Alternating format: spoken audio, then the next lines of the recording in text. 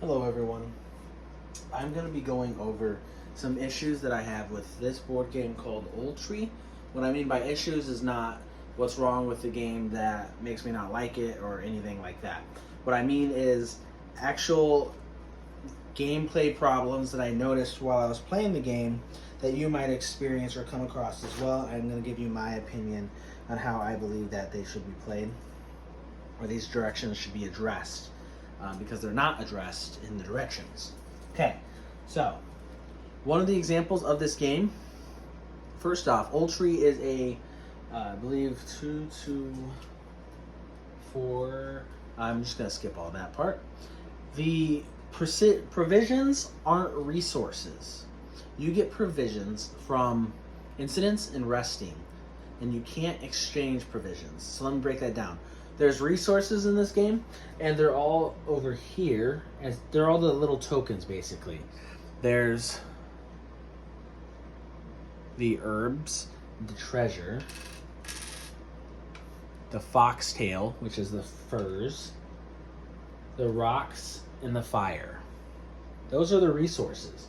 You can exchange those with each other if you land on the space that says exchange resources. The resources icon is a cornucopia. So when it says exchange resources for resources, it shows the cornucopia icon for a cornucopia icon. The breads are not resources. These are provisions. So you can't use these to exchange for other stuff, and you can't exchange other stuff for these. And yeah, that's pretty much it. That is what I was explaining by that. It doesn't really talk about it in the directions. It does explain what they are, though. You can exchange for treasure by trading. It doesn't really talk about this in the directions, I don't think. But because this is a resource, the only way to get it is to go to the cornucopia for cornucopia or resource for resource section in region 1 and get yourself some treasure. Now, the directions, this is the next step. The next issue I had was the directions don't say what happens if a region is secure and you are told to put an incident on it.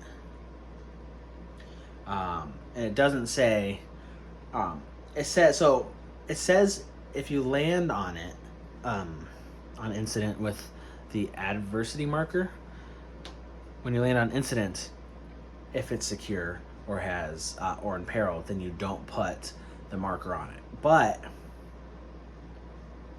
it doesn't say if an event card or a problem card make you put an incident card on a secured spot, do you still put it on that spot? It also doesn't say whether you do that with the problem cards. It doesn't say if you land on it with the adversity section, and it doesn't tell you to do it in the directions in general. And the game doesn't explain whether temporary actions from earlier in the chronicle are always in play. And if they do, are all temporary actions technically the same type of action, since they're called the same thing? Because moving is an action. All type of movement is one action. So, like, the open door gives you 3 different temporary actions. We consider that a temporary action as the same action as another temporary action. So you can only do that once per turn unless you have a character that allows you to do multiple actions in the same turn. And then going off of earlier, what we do as far as once a zone is secured, you can still place incident cards and problem cards, because once incident cards get up to 4, if you land on an incident spot, it doesn't do anything. You still have to kind of watch out for it, because you can still place problem cards. It didn't say whether you can or can't, so we're going to say that specifically, since it said you can place it, or you can't place it for incident cards, that it would have said it for problem cards. You can still place them for problem cards. Plus, problem cards, if you got rid of that slot, then technically you're getting yourself closer to losing, because you have one less slot to fill with the problem card. And then, yeah, thank you. That's the only issues.